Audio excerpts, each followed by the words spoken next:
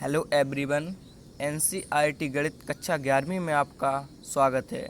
तो इसी क्रम में आज हम प्रश्नावली 5C का प्रश्न क्रमांक 4 सॉल्व कर रहे हैं, जिसमें दिया गया है यदि z बराबर x प्लस आई वाई और z प्लस 1 का मापांक बराबर z माइनस 1 का मापांक, तो सिद्ध कीजिए कि z एक शुद्ध काल्पनिक संख्या है।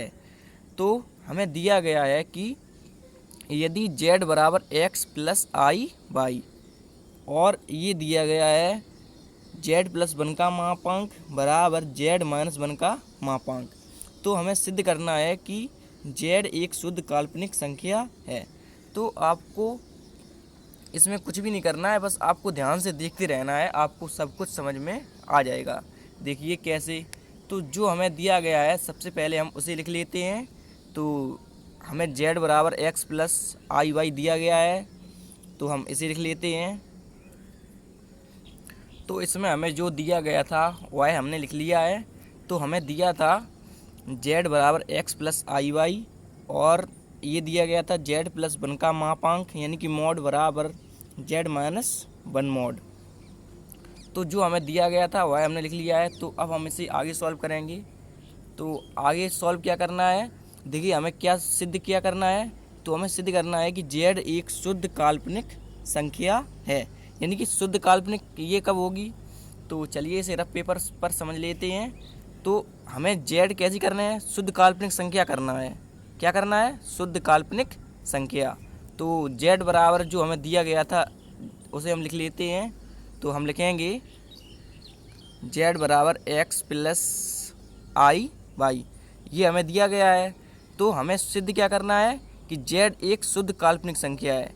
तो यह सिद्ध कैसे होगी, तो हम इस प्रकार समझें कि अगर x का मान 0 आ जाए, ध्यान दीजिए इधर थोड़ा, अगर x का मान 0 आ जाए तो यह एक शुद्ध काल्पनिक संख्या हो जाएगी। देखिए कैसे कि अगर हम z के स्थान पे 0 रखेंगे और प्लस आई वाई, तो जब हम 0 को आई वाई में ऐड करेंगे तो क्या होगा, z बराबर आई वाई ही आ जाएगा, क्योंकि 0 इसमें ऐड करेंगे तो आई वाई आ जाएगा।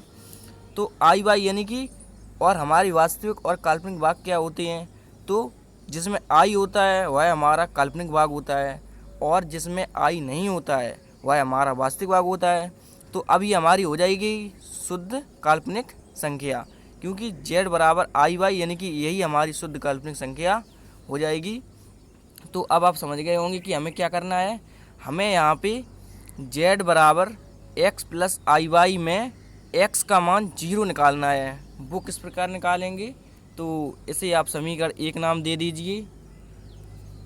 तो अब हम सॉल्व करेंगे आगे। तो आपको जो ये दिया गया है z प्लस 1 का मापांक बराबर z माइनस 1 का मापांक, तो आपको इसी को देख के करना है। देखिए कैसे। तो हमें जो दिया गया था यदि z बराबर x प्लस आई वाई, तो हमने ये लिख लिया है। तो अब हम इसमें z प्लस 1 का मापांक यानी कि प्लस 1 इसमें ऐड है ना z में, तो हम इस प्रकार इसमें भी ऐड करेंगे और जब इस साइड ऐड करेंगे तो इस साइड भी ऐड करेंगे। यानी कि हम लिख सकते हैं कि समीकरण एक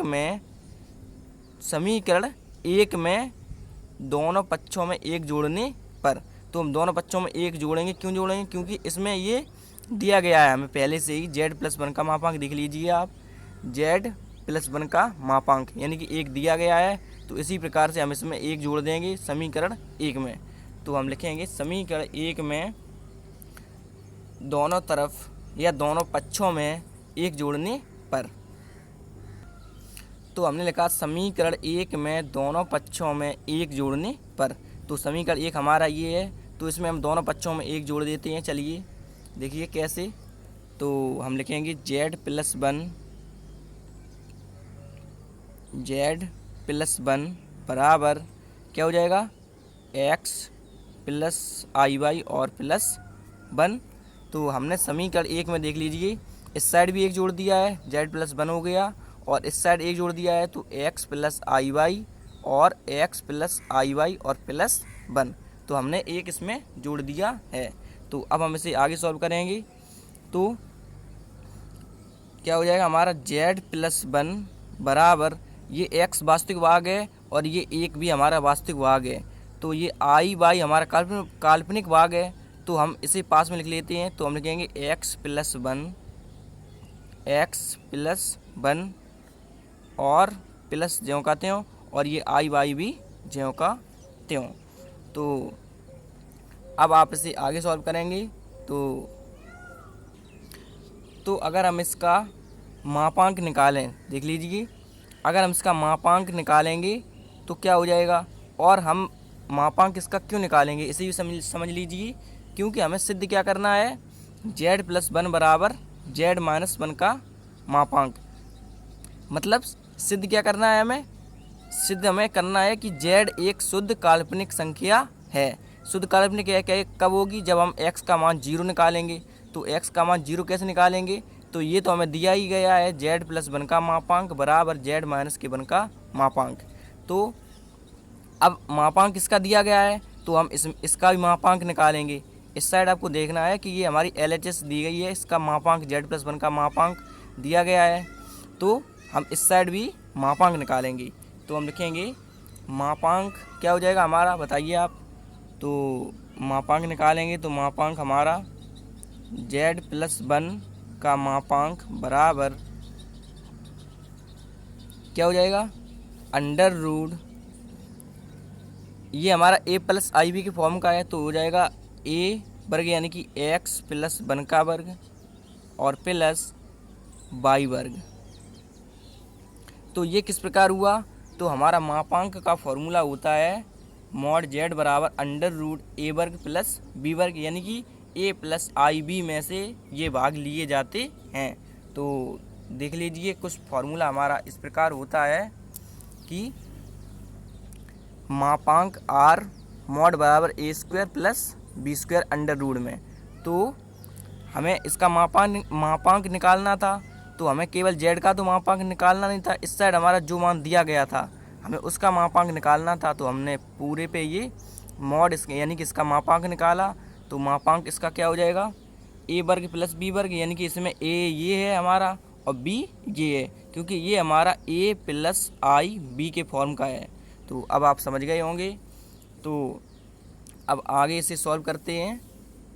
तो आप चाहें तो इससे समीकरण 1 डाल सकते हैं। तो हमने ये समीकरण एक नहीं, क्योंकि हम समीकरण 1 तो पहले ही बना चुके हैं, तो इसे हम समीकरण 2 नाम दे देते हैं। तो अब हम आगे सॉल्व करेंगे। तो आगे अब इसी प्रकार से हमने ये LHS तो सॉल्व कर ली है, तो अब हम RHS में देखेंगे। तो इसमें क्या है, जेड माइनस के वन है। यहाँ पे समझ लीजिए कि यहाँ पे जेड प्लस था, तो हमने दोनों पक्षों में एक ऐड किया था, यानी कि दोनों पक्षों में एक जोड़ा था, और यहाँ पे जेड माइनस के वन है, यानी कि दोनों पक्षों में एक घटाएंगे। तो हम लिखेंगे समीकरण, आपको बिल्कुल इसी प्रकार लिखना है, समीकरण 1 में दोनों पक्षों में एक घटाने पर जोड़ने के स्थान पे क्या करेंगे, घटाएंगे। क्यों घटाएंगे, क्योंकि यहाँ पे जेड माइनस के वन हमें पहले ही दिया गया है। तो हम लिखेंगे समीकरण 1 में दोनों पक्षों में एक घटाने पर। तो चलिए लिख लेते हैं। तो हमने लिखा समीकरण 1 में दोनों पक्षों में एक घटाने पर। तो हमने ये समीकरण 1 लिख लिया है, तो इसमें से एक घटा देते हैं। देखिए कैसे, तो इस साइड एक घटा देते हैं, ये हमारा एक पक्ष होता है, ये हमारा दूसरा पक्ष हो जाएगा। तो जेड माइनस के वन बराबर क्या हो जाएगा, एक्स प्लस आई वाई, और ये माइनस के वन। हमने दोनों पक्षों में एक घटा दिया है। तो ये भी समझ लीजिए कि अगर हम चाहें तो इसे माइनस के वन और माइनस के वन कैंसिल हो जाएगा, तो हमारा बराबर हमें यही मिल जाएगा बाद में, जेड बराबर एक्स प्लस आई बाई। तो अब हम इसे आगे सॉल्व करते हैं। तो हम ये वास्तविक भाग पास में लिख लेते हैं। देखिए कैसे, तो जेड माइनस के वन बराबर एक्स माइनस के वन और ये प्लस आई बाई। हमने एक्स माइनस के वन ये पास में लिख लिया है, क्योंकि ये वास्तविक भाग है, और प्लस और आई बाई ये एक साइड लिख लिया है। तो अब हम इसे आगे सॉल्व करते हैं। तो अब हम इसका भी मापांक निकाल लेते हैं, क्योंकि देख लीजिए ऊपर हमारा इसमें जेड माइनस वन का ही मापांक दिया गया है, जेड माइनस के वन का मापांक, यानी कि इसमें मापांक है। तो हम इसका भी मापांक निकाल लेते हैं, देखिए कैसे। तो चलिए निकाल लेते हैं। तो हम लिखेंगे मापांक या मॉड्यूलस जिसे इंग्लिश में बोलते हैं, तो हो जाएगा जेड माइनस वन का मापांक बराबर अंडर रूट ए वर्ग, यानी कि ए के स्थान पे इसमें क्या दिया गया है, एक्स माइनस के वन, तो ये हो जाएगा एक्स माइनस वन का वर्ग प्लस, और बी के स्थान पे क्या दिया गया है, तो हमारा होता है ये ए प्लस आई बी, तो बी के स्थान पे क्या हो जाएगा बाई और वर्ग, यानी कि ए वर्ग प्लस बी वर्ग अंडर रूट, किसी का भी जब हम मॉड निकालते हैं तो ये हमारा अंडर रूट ए वर्ग प्लस बी वर्ग होता है फॉर्मूला। तो अब इसे समीकरण हम तीन नाम दे देंगे, क्योंकि हम दो समीकरण पहले ही दो तक बना चुके हैं। देख लीजिए ये हमारा समीकरण दो है। तो अब हम क्या करेंगे, तो उससे आपको आगे देखना है। तो इसमें हमारा दिया गया है जेड प्लस वन का मापांक बराबर जेड माइनस के वन का मापांक, यानी कि ये दोनों बराबर दिए गए हैं।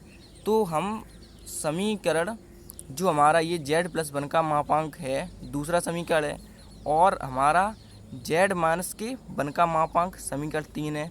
तो हम इन दोनों को भी बराबर कर देंगे। बराबर क्यों कर देंगे, क्योंकि हमें देख लीजिए ऊपर दिया गया है जेड प्लस वन का मापांक बराबर जेड माइनस के वन का मापांक। चलिए बराबर कर देते हैं। तो आपको बस ध्यान से देखते रहना है। तो हम लिखेंगे समीकरण 2 व 3 को बराबर करने पर। तो हमने लिखा समीकरण 2 व 3 को बराबर करने पर, तो चलिए कर देते हैं बराबर। तो हम समीकरण 2 की LHS देख लेते हैं क्या है हमारी। तो ये हमारा समीकरण 2 है और इसकी LHS हमारी दी गई है जेड प्लस वन का मापांक। तो चलिए लिख लेते हैं। तो हम लिखेंगे जेड प्लस वन का मापांक बराबर, और इसकी क्या दी गई है समीकरण 3 की हमारी, तो समीकरण 3 की हमारी दी गई है, इसका मापांक भी है ये।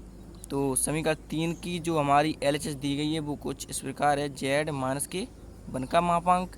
तो अब हम इसे आगे सॉल्व करेंगे। ये जेड बना हुआ है, आपको समझ लेना है। तो अब हम क्या करेंगे, जेड प्लस वन का मान रख देते हैं इसमें, जेड प्लस वन के मापांक का मान रख देते हैं। क्या दिया गया है देख लीजिए। तो हमारा ये कुछ इस प्रकार है, under root x plus one का स्क्वायर प्लस वाई स्क्वायर। तो चलिए लिख देते हैं। तो क्या दिया गया था बताइए आप, under root x plus one का होल स्क्वायर और ये पाई वर्ग दिया गया था, बराबर है, बराबर लगा दीजिए। और उसके बाद जेड माइनस वन का मापांक बताइए कितना है, तो ये समीकरण 3 आपको देखना है। तो ये हमारा दिया गया है एक्स माइनस वन का स्क्वायर, एक्स माइनस की वन का ये होल स्क्वायर हो जाएगा, और क्या दिया गया है प्लस वाई वर्ग दिया गया है। तो अब हम इसे आगे सॉल्व करते हैं। तो हमें ये चूँकि अंडर रूट हटाना है, तो हम क्या करेंगे, दोनों पक्षों का वर्ग। तो आप चाहें तो लिख भी सकते हैं दोनों पक्षों का वर्ग करने पर। तो चलिए लिख देते हैं कि दोनों पक्षों का वर्ग करने पर। तो हमने लिखा दोनों पक्षों का वर्ग करने पर। तो चलिए कर देते हैं वर्ग। तो हमारा वर्ग क्या हो जाएगा, तो ये हमारा हो जाएगा वर्ग under root x plus one का होल वर्ग और प्लस वाई वर्ग। अब हमें क्या करना है, इसका वर्ग। तो कर देते हैं, ये होल वर्ग बन जाएगा और बराबर इस प्रकार इस तरफ भी यह बन जाएगा। देखिए कैसे। तो इस साइड भी हमारा ये इस प्रकार हो जाएगा, under root x minus one का whole square plus y square का होल वर्ग, क्योंकि हमने दोनों पक्षों का वर्ग कर दिया है। तो इस होल स्क्वायर से ये अंडर रूट कैंसिल हो जाएगा, और इसमें भी ये होल स्क्वायर से अंडर रूट कैंसिल हो जाएगा।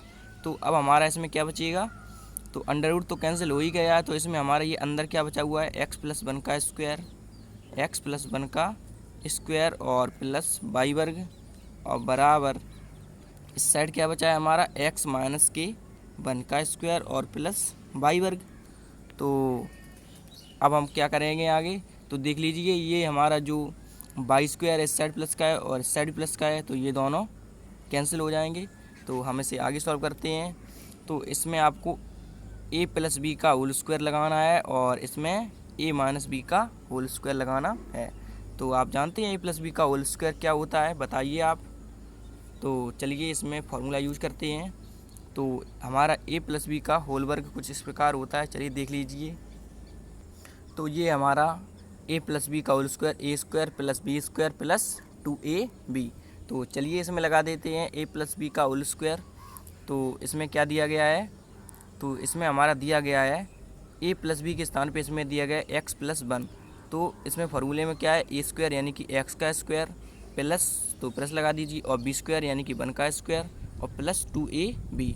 तो चलिए इसमें यूज कर देते हैं, तो आपको बस ध्यान से देखते रहना है।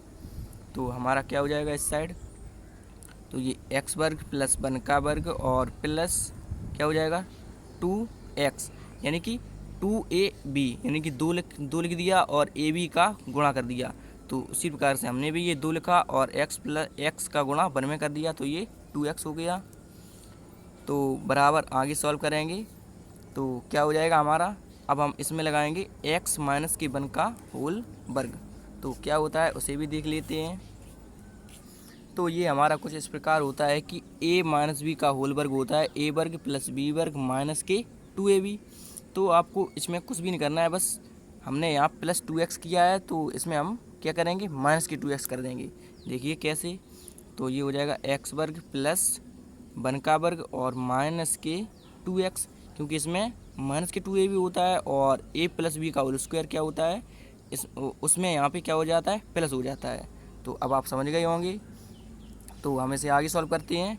तो ये एक्स स्क्वायर से एक्स स्क्वायर कैंसिल हो जाएगा और ये 1 वर्ग भी कैंसिल हो जाएगा, क्योंकि बराबर के इस साइड प्लस का है और बराबर के इस साइड भी प्लस का है। तो जब हम इसे आगे सॉल्व करेंगे तो क्या हो जाएगा हमारा, तो चलिए इसे हटा देते हैं और उसके बाद ये हमारा 2x जो कहते हो, उसके बाद ये माइनस का 2x है, हम इस साइड लेके आएंगे बराबर की, तो ये किसका हो जाएगा प्लस का हो जाएगा और ये 2x बराबर 0 हो जाएगा, कुछ भी नहीं बचेगा। तो अब ये हमारा क्या हो जाएगा, तो चलिए आगे देखते हैं। तो हमारा ये 2x और प्लस 2x, तो इसे ऐड करेंगे। तो चलिए आगे लिखते हैं, तो इसे जोड़ देते हैं। तो ये हमारा 2x प्लस 2x क्या हो जाएगा 4x हो जाएगा और बराबर 0। तो अब ये 4 x की गुणा में है तो बराबर के हम इस साइड लेके आएंगे तो किस में हो जाएंगे भाग में, तो हो जाएगा x बराबर 0/4। तो अब आप आगे समझ लीजिए कि जब हम 4 का भाग 0 में देंगे तो क्या हो जाएगा x बराबर 0 ही आ जाएगा। तो हमने ये x का मान निकाल लिया है। अब आप समझ गए होंगे ये x बना हुआ है, आपको समझ लेना है। तो हमने x का मान क्या निकाला है 0। तो x का मान अब हम ये कहाँ रखेंगे देख लीजिए, तो इसे हम समीकरण 1 में रख देंगे तो हमें z एक शुद्ध काल्पनिक संख्या प्राप्त हो जाएगी। तो चलिए देख लेते हैं समीकरण 1 हमारा क्या है। तो देख लीजिए समीकरण 1 हमारा दिया गया है z बराबर x प्लस के i/। तो चलिए इसे लिख लेते हैं और हमें सिद्ध क्या करना था, समझ लीजिए z एक शुद्ध काल्पनिक संख्या है। तो x का मान हम लोगों ने कितना निकाला है 0, तो हम इसमें 0 रखेंगे तो यह एक शुद्ध काल्पनिक संख्या सिद्ध हो जाएगा। तो चलिए लिख लेते हैं। तो हम लिखेंगे समीकरण 1 में x बराबर 0 रखने पर, या x बराबर 0 समीकरण 1 में रखने पर। तो हमने लिखा x बराबर 0 समीकरण 1 में रखने पर, तो चलिए रख देते हैं। तो हमने ये समीकरण 1 लिख लिया है। तो हम लिखेंगे z बराबर x के स्थान पे आपको 0 रख देना है प्लस i/। तो आगे क्या हो जाएगा z बराबर, अब हम i/, में 0 ऐड करेंगे तो ये i/, ही आ जाएगा। तो यही हमारा शुद्ध काल्पनिक मान हो जाएगा, क्योंकि इसके साथ में और कुछ भी मान नहीं है। तो अगर हम इसके साथ में 0 ऐड भी कर देंगे तो उससे कोई प्रभाव नहीं पड़ेगा। तो यही हमारा कैसा हो जाएगा शुद्ध काल्पनिक मान। तो आप लिख भी सकते हैं कि सिद्ध हुआ, क्योंकि यही हमारा क्या हो जाएगा शुद्ध काल्पनिक मान, क्योंकि i/, जिसके साथ में i होता है वह हमारा काल्पनिक भाग होता है। तो यही हमारा हो जाएगा काल्पनिक भाग। तो हम लिख सकते हैं सिद्ध हुआ। तो चलिए आप अब इसका स्क्रीनशॉट ले लीजिए।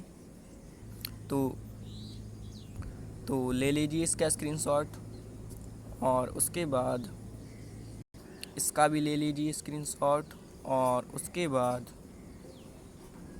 इसका भी ले लीजिए, और उसके बाद इसका भी ले लीजिए, और उसके बाद ये आगे नीचे थोड़ा बचा हुआ है। तो आशा करता हूँ कि यह प्रश्न आपको समझ में आ गया होगा। तो इसी क्रम में अब हम आगे सॉल्व करेंगे। Thank you.